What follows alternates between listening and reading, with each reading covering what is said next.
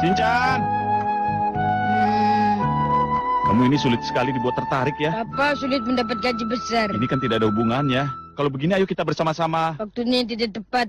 Papa kan belum bilang apa yang akan kita lakukan. Katakan saja, Pak. Kalau Papa katakan, pasti kamu tidak bisa menolaknya. Bagaimana kalau kita membuat engran bersama-sama?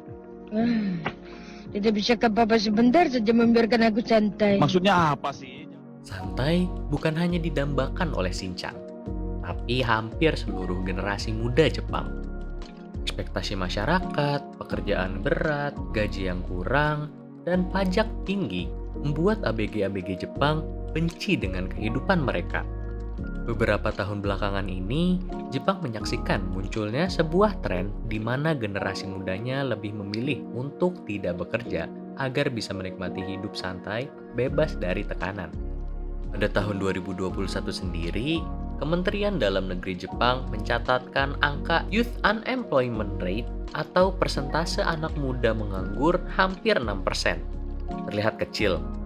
Angka ini adalah angka pengangguran anak muda tertinggi di Jepang dalam kurun waktu 5 tahun terakhir. Tanpa pekerjaan dan tanpa uang, generasi muda Jepang ini malah mengaku lebih bahagia. Alasannya adalah mereka telah mendapat pencerahan spiritual sehingga tidak menginginkan apa-apa lagi dalam hidup mereka. Mereka yang pasrah dan hidup apa adanya ini disebut dengan generasi Satori. Bang, emangnya generasi Satori apaan dah? Oke, sekarang gue jelasin. Generasi Satori atau Yutori adalah sebutan untuk masyarakat Jepang yang telah katanya mendapatkan pencerahan spiritual sesuai ajaran agama Buddha. Mereka tidak memiliki keinginan duniawi karena menurut mereka hanya akan membuat penderitaan. Tidak memiliki keinginan duniawi di sini mencakup tidak berniat menghasilkan uang, sukses dalam berkarir, konsumsi barang mahal, dan juga berpacaran. Istilah yang pertama kali muncul pada 2010 ini ditujukan untuk melabeli masyarakat Jepang yang lahir tahun 1987 sampai 2004. Kalau lo familiar dengan Lost Generation Jepang, nah, generasi Satori adalah generasi setelahnya. Mungkin saat ini lo bingung, bukannya bagus kalau mereka tercerahkan sesuai ajaran agamanya? Ya, kalau kasusnya memang benar seperti itu, tentunya bagus sekali. Namun kenyataannya, yang terjadi di lapangan berkata lain. Generasi Satori banyak dikritik media karena mereka sebenarnya tidak memiliki daya juang menjalani hidup. Spiritualitas yang mereka bangga-banggakan itu digunakan sebagai tameng untuk menutupi realita bahwa mereka mempasrahkan harapan dan ambisi karena faktor ekonomi dan kerasnya iklim kerja Jepang. Seperti yang telah sedikit disinggung di awal, generasi Satori tidak memiliki ambisi dalam mengembangkan karir. Banyak yang telah masuk di dunia kerja dan secara sengaja menghindari pekerjaan tetap dan memilih kerja part-time karena faktor beban pekerjaan. Serupa dengan hal tersebut, generasi Satori yang masih dalam usia sekolah tidak mau mendaftar di universitas-universitas elit Jepang karena beratnya proses belajar yang harus dilalui hanya untuk tes masuk. Hal yang menjadi fokus utama generasi Satori adalah gaya hidup santai, tanpa ekspektasi dan juga penuh relaksasi. Sebenarnya, terlepas dari berbagai istilah dan definisi, generasi Satori ini memiliki banyak kesamaan dengan Gen Z Indonesia, terutama yang tinggal di Jakarta. Gak percaya? Mari kita lihat sama-sama 5 prinsip hidup generasi Satori, generasi Jepang yang paling liberal. Pertama, generasi Satori sangat mendukung kesetaraan gender. Kesetaraan gender ini tidak hanya mencakup kesempatan bekerja yang sama bagi laki-laki dan perempuan, tapi juga kesetaraan dalam berbagai tanggung jawab. Salah satu gerakan yang ramai dikampanyekan adalah ikumen, di mana bapak-bapak di Jepang berperan lebih aktif dalam mengurus tugas-tugas rumah yang sebelumnya lebih identik dengan pekerjaan untuk kaum hawa. Gerakan yang sangat berani dalam mendobrak tradisi, mengingat Jepang adalah negara dengan budaya patriarki yang cukup kuat. Kedua, lebih terbuka dalam menerima presentasi gender yang beragam. Maksudnya bagaimana? Berbeda dengan generasi terdahulu, yaitu Jepang yang konservatif, generasi Satori mampu menerima cara berpakaian yang lebih modern dalam tanda kutip di mana tidak ada batasan bagi laki-laki maupun perempuan dalam mengekspresikan diri mereka melalui cara berpakaian masing-masing. Tren yang cukup populer di kalangan anak muda Jepang adalah laki-laki yang berpakaian secara feminim namun tetap stylish. Cara berpakaian yang dimaksudkan untuk menghancurkan tembok pembatas di mana persepsi umum masyarakat adalah pria harus bergaya maskulin agar terlihat keren, sedangkan feminim adalah gayanya wanita. Ada dua public figure Jepang yang terkenal karena mempromosikan gaya seperti itu. Ia adalah Ryucheru dan juga Hidegami Baku. Kemudian aspek ketiga adalah prinsip konsumsi generasi Satori yang mendewakan value dari sebuah barang. Hal ini sangat krusial bagi mereka setiap kali melakukan pembelian. Value yang dimaksud di sini adalah perpaduan harga dan daya tahan yang ditawarkan sebuah barang. Uniqlo, brand fast fashion asal Jepang, adalah salah satu brand favorit generasi Satori. Karena harga yang masuk akal dipadukan dengan kualitas bahan yang baik dan juga desain yang kekinian. Keempat, generasi Satori cenderung tidak mau menyuarakan pendapat apabila menyangkut pada permasalahan sosial dan politik secara frontal.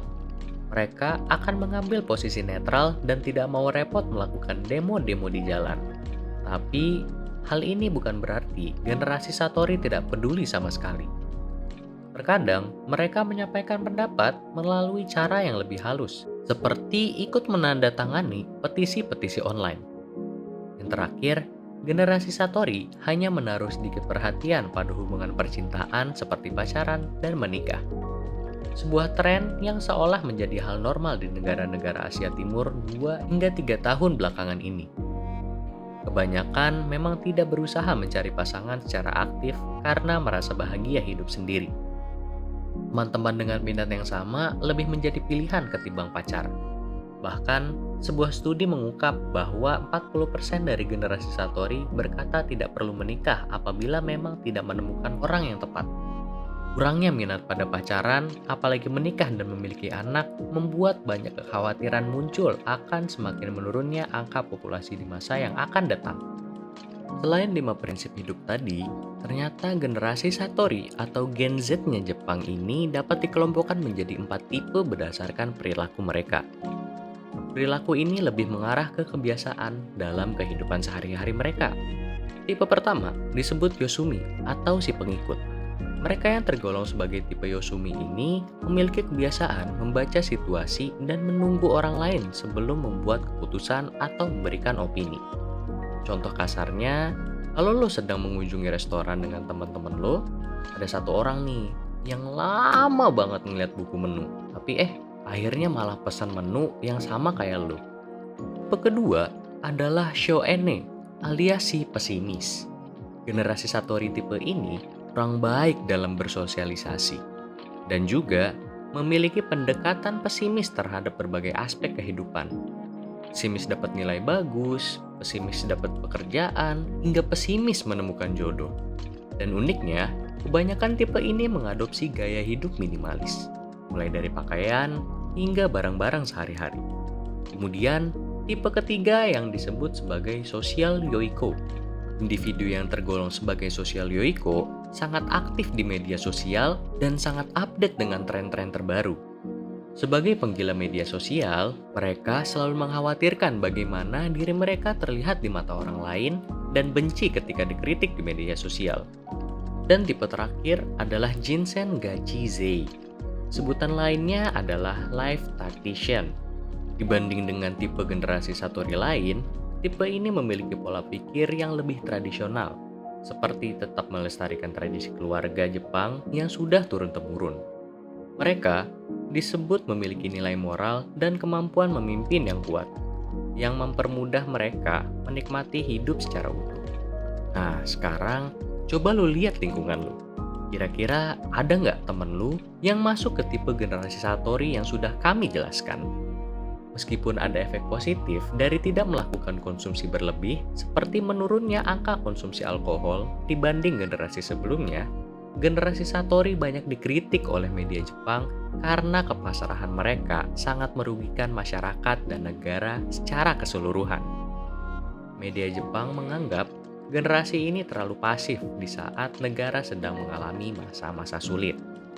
Generasi Satori lepas tangan terhadap isu-isu yang ada karena semua hal itu hanyalah masalah duniawi menurut mereka.